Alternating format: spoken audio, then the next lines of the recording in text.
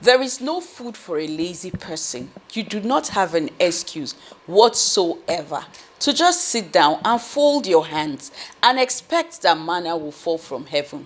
The days of manna falling has passed. And so people are actually on their toes, on their feet, trying to make a living against all odds. And Victoria is not an exception. Because she has a disability doesn't mean she should sit down and expect that daily meals will be served. She has to get up and make herself very useful. And so today on Against All Odds, we're taking you into the world of Victoria, a young, determined lady who puts her hands everywhere to ensure that life is meaningful. Don't go away. The program is Against All Odds on the Nigerian Television Authority, and my name is Doshima Pius Ikiravi. We will be back shortly.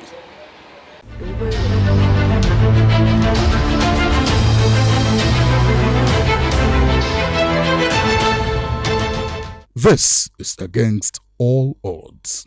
When we spoke earlier, you said you actually were coming from Area 10. Yes. Where you went for your training. Talk to us about this. Training on what? What is cooking? I'm a table tennis player, and so we're going for a festival. We're starting on the 17th, so we'll be leaving Abuja on Friday. So I went to train for the last day for this week before we take off our journey. Okay, so of course for you to be must have been chosen for this festival, there are criteria, right? Yes. Okay, so tell us about the criteria. Well, you have to train very well, know what you're doing, get it, be sure you're going to win, and not just being sure, but you have to train well, and they see you train well before you'll be picked up as one of the persons that will be going to play. Those are the criteria. So, as you're traveling, what's on your mind to come home with? A medal, of course, gold medal. Very interesting. How long have you been on this? Well, I've been into sports for more than 10 years now, but I picked up table tennis just this year. I started February, and here I am today going for a competition. And I see myself doing very well. And I chose Old Parade Grounds because you see different types of people there. We have other table tennis courts here, but I've never seen a person with disability there. But in Old Parade Ground, the coach takes his time to teach you. When I started newly, everybody was afraid of playing with me because the ball was always going off. But now, at least I'm doing much, much better. So. And your disability hasn't hindered you in any way or stopped you from moving so fast to get your ball and all that? No. How do you manage? I grew up with my siblings as a normal person. It's only when I'm going to do some few things that I remember that, you cannot do this one because of your leg.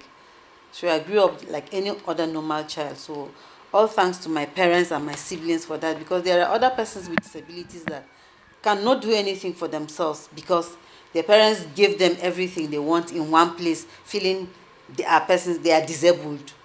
I didn't grow like that, so I'm able to do things for myself. Okay, so tell us, how did this disability come about? Were you born like this, or did it happen at a point in your life? Well, I wasn't born like this. Like my parents told me, I was like 1 year, 2 months. I was already walking when it started. After, I think I had malaria also. After like 2-3 days, I couldn't walk again. And my parents thought I would be okay. No. They took me to hospital, actually. They were taking me to JUT, Just University Teaching Hospital, for some time before I started managing to walk the way I walk now. It wasn't easy at all.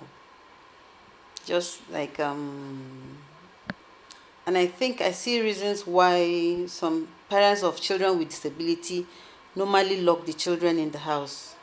My father is the kind of father that you cannot tell him you won't go to school until you are sick and he is sure you're sick. So while others are going to school, you'll be taken to the hospital.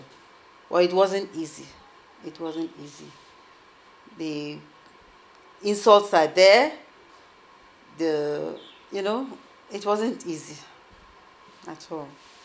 So talk to us about some of the experiences that you had that actually broke your heart and you wished otherwise. Well, there are lots of challenges out there as a person with disability. As I said earlier, I said it's only when I want to do something or when you're walking on the road. Even adults will mock at you.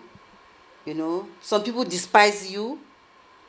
Some people feel you're not supposed to sit where they are sitting. So when you sit close to them, they change their own seat.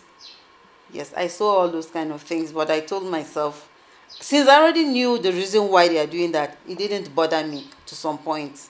It didn't bother me. And when I became an advocate, I saw that I'm better than some other persons with disabilities. So I speak on their own behalf. Because persons with disabilities have different challenges.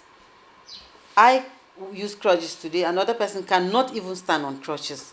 He has to crawl. So I picked up from there to help other persons with disabilities. I'm an advocate, actually. Yeah, I help out where persons with disabilities need help. Where you think they are less than human, I try to tell you no. Try to understand that it is not because your parents chose to have a child like this or this person chose to be like this. No. It's because God deems it fit for you to be like this. So I picked up from there. Just like this morning, I was telling one of my friends, she said that she wished she has her 2 legs. She wouldn't have gone through what she is going through right now. I said no. It's because you're not ready to help yourself. Because when you are ready to help yourself, as a person with disability, you don't depend on people for what you're doing. No. I learned not to depend on anybody. I think I become weak when my husband is around. Because when we are sitting, I can ask him, please bring water for us. Please do this. You can't do that with many men. But my husband is different. I can sit and tell him, I'm too tired. Please, I need water to drink. I need to bath. Can you get me water? And he does all that. But ordinarily, if I'm like with other persons, I'll do my things myself. My father-in-law, like he said, since my name is Victoria, he said it in Hausa, he said, Kene me Nasara, that's you have won. So that was the name he called me, me Nasara. But for Mama, it wasn't easy. And I never blamed her. Sincerely, I never blamed her because just imagine, like me and my siblings will always discuss. Imagine devil bringing a girl on wheelchair that this is the woman he's marrying. It's actually not easy. So I did not really feel bad. I just felt that I would give my best in order to win her. And that's what happened. But it wasn't easy. At some point, as if the marriage would not, he was actually determined. I was scared that he might not want to marry me as a person with disability, but he also helped in pushing me too. He was telling me, babe, if we don't marry in the church, people will feel it's because I'm trying to hide you. So we have to do this in the church because I didn't want the church marriage. He said, let's do it in the church so that everybody will know that this is what I want. This is the woman I want. And for the parents, even for people around him, his friends, it was not easy. How did you meet your husband? I was coming from church one night and it rained that day. And when it rains like that, it can be very dark. So I couldn't cross one of the gutters. So when he saw me, he just asked, can I help you cross? I said yes. Should I carry you? He just came, should I carry you? I said yes. So he carried me to the other side. I was just laughing. I didn't even know who it was. I was laughing within myself. He carried me to the other side, escorted me down home. So that was how we met. And then when he came the next day, in the evening when he closed from work, that was when I knew the person that picked me in the night. Before him, did you encounter disappointments? How has your relationship life been like before you ended here? Of course, disappointments are always there. Boyfriends will come and go. Some comes for different reasons anyway. Some comes to just know how you are, sleep with you, and so many other things. And then some will come. I have sisters. I think we are 7 girls. Though 3 were married before the 4 of us. And I have cousins. Since I grew up in an extended family, some of the boyfriends will come. They will see your siblings. Like my sister will always tell me, say, this guy, when we are walking, he will not try to identify with me. Instead, he will be going close to her. She's fair, she's beautiful, she's tall, so he will prefer to be identified with her rather than me. So all those things my sisters will now tell me after the person is gone. Sometimes the person might not even know. And growing up as a person with disability, I wasn't really feeling I must marry, because my mother will always tell me, who will marry you? You have to do this so that you can get somebody who will marry you. So when my husband came, I didn't trust him. I was like, I didn't trust him. I said, oh, this one, maybe he wants to sleep with me and run. So I was just, and he didn't show interest in that aspect too. He's a church guy, and I fear church guys the most. He's a church man, and I fear them the most, because sometimes it's not what you see you get out of church men, but exactly. I thank God that he came out to be different, sincerely. The first time I saw her, that was, to be precise, in Cotton Church State Low Cost in Jos. So she was a member of the band, and I was an usher in the church, and I always see her sing, and I was just attracted to her, just as a friend, just getting close to her as a friend. Not that I had anything behind at the back of my mind to it, but when I went close to her, gradually I now discovered that she had, despite her being physically challenged, but her disability, she never allowed her disability to put her back on the ground. So I felt, this is the kind of person that I should be attracted to, not somebody that because this finger is withered, I cannot do this, and so many complaints. But I discovered that she's not like that. So gradually and somehow I developed a serious interest in her, and I told her these are my intentions, and talk this front back until she agreed with the gospel. There is power in self-determination. That's one thing. There is no woman, I repeat, there is no woman that had a successful marriage that was taken to her in-laws' place that there were no challenges. So I was ready for the unexpected. And to God be the glory. Every question you ask, God gave me the answer to give you. Yes. Wow, that's very interesting. So like you were ready, you had made up your mind, you were not waiting for anybody to try to discourage you or anything, you were ready. One thing with discouragement is that it starts from you. If me that wants to go for it is not discouraged, so anything you want to say, you are just saying your own. Fantastic. So what advice do you have to give to men out there who are still looking at persons with disabilities with an eye of, are you sure? There is ability in disability. God never created nonsense. There is nobody that God created that did not put an ability in him to do something that another person cannot do. So look beyond that person's physical ability. You will see something that will amaze you, or you marvel at. There is something I used to say even behind her, that if there is marriage in heaven, I'll marry her again. It's funny, isn't it? If there's marriage in heaven, I'll say marry her again. So, as a Christian, the Bible said, he who finds a wife finds a good thing.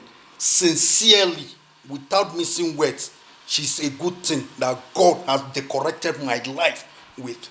As at year 2020, during that corona, I was terribly ill that I thought I was going to leave this world. But with despite her physical disability, she takes me to the hospital and hold my hands on the road together with the crutch, and she takes me to where I needed to do tests or where I need to see doctor. So how many women without disability that have that such a mind or such strong heart to do that? Sincerely, I'm not regretting marrying her. I have no reason to regret marrying her. So I believe that if I had not married her, if I married a different person, probably the peace I have in my house, the peace I have in my mind, maybe it will not be there. I respect life because when you have children, that's when you understand that you need to be alive to take care of them because nobody will take care of them like you. So I respect life. I try to survive. Motherhood, what has it been like? It was fun. That's what I would say. It was fun. I didn't know I could carry myself like that, but it was fun. I wasn't using crutches before, but when I became pregnant, I learned to go for crutches. So what were you using before now? I just hold my leg Oh. the local way. That's what the physiotherapists will say. And I met some few physiotherapists that discouraged me from just holding my leg.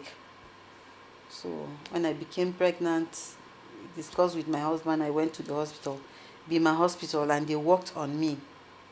And they did something that I will not be, even right now, if I try to hold my leg from here to the door, I'll feel pains. Okay. Yes, so I feel for most persons with disabilities who hold their leg to walk, before they will be stopped from doing that, I think there was a cast on the leg for like 3 months. So I'll go to the hospital for check, they'll remove it, check it, tie it back again. It got to a point where they taught me how to be tying it.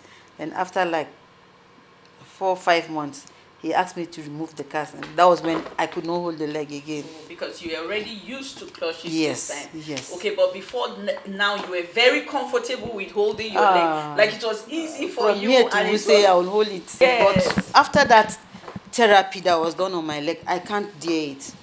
I feel pains. Even around the kitchen, sometimes I feel just from here to you here. just want Let to me just hold hold my them, you leg. In remember. the evening, I will feel serious pains here. Okay. So I try to, even when I go for training, I normally jump with one crutch, but now I'll go with the two to the table, drop one under. If I'm going for my ball, I carry it and go for it. Now, what else do you do aside from sports? I made bags. I make bags. I sew my own clothes. It helps a lot because I do get contracts for those who are wedding, burials, and so many other things. And even single persons can say, I have this occasion, please can you make this bag for me? I do that. And at least it supports the family.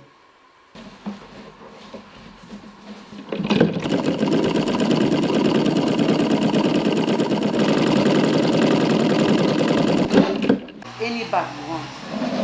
Any bag. Just like I prefer it for Ghana Moscow because it's stronger.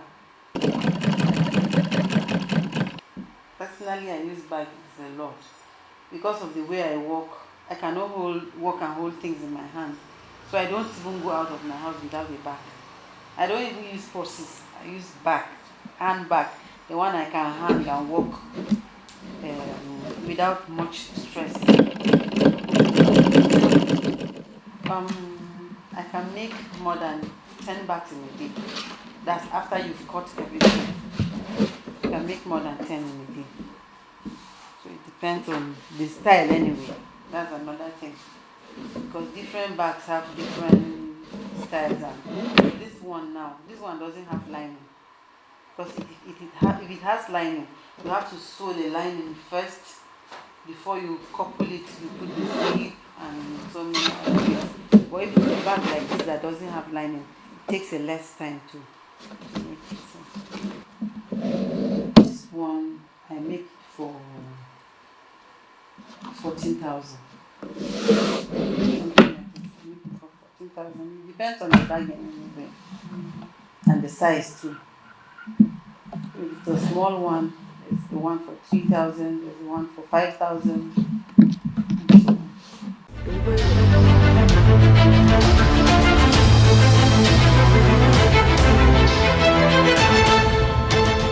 This is against all odds.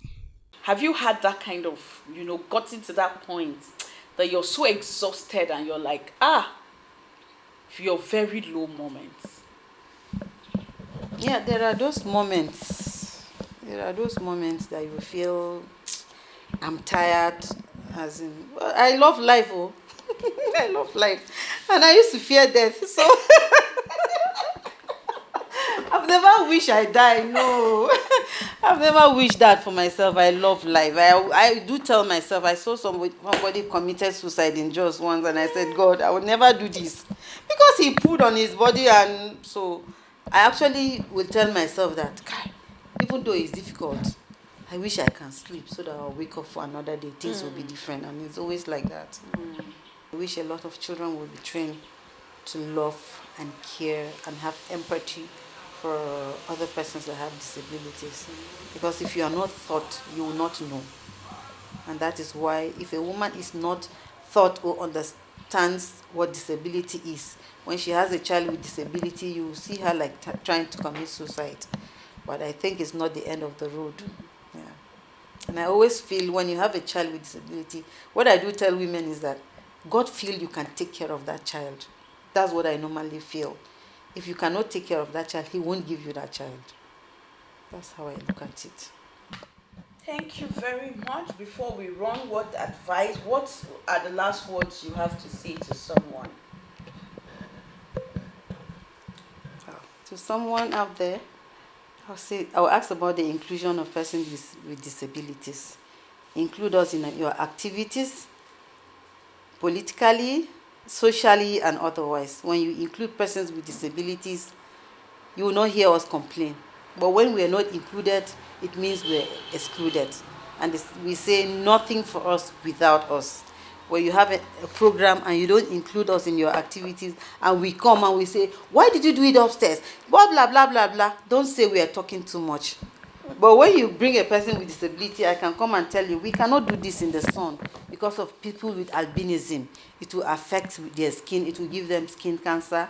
And then you will make sure you shade the place well. Or persons who uses wheelchair, you need a RAM in order for them to access the place well. And then we also need an interpreter. And then for you TV presenters, I will tell you not to tell us on TV that copy the number on the screen. No, we don't want that. Please, always tell us the number 080 blah blah blah, so that the blind will hear. So we've always had that bitter experience. So just include us and we're good to go. Yeah, but the TV stations are trying their best these days. We're trying to be inclusive. Like, we call out every word, we spell out, graphics, and then we try to use the interpreters, right? Yeah, no, you're coming up. We're trying. You're trying. Yeah, we're trying. Inclusion, it's a gradual move, and I think gradually, we'll get there. Victoria is married. She has been married for 17 years. She has children to her credit. Like, these are the things that people would think are impossible. Like, how can a man take a woman with disability home? And how can a woman with disability bring forth children and even nurse them and take care of them? But Victoria today is victorious.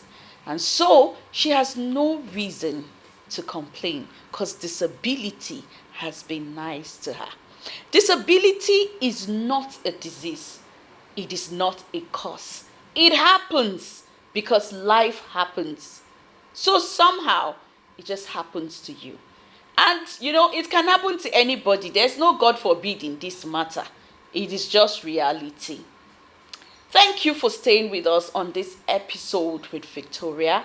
I'm sure you have learned one or two things that you will take home. Parents with children with disabilities, love them. Society, love them. Be nice to persons with disabilities, and always learn how to lay your hands doing one or two things. Don't stay idle. Exercise. Live the life and be happy.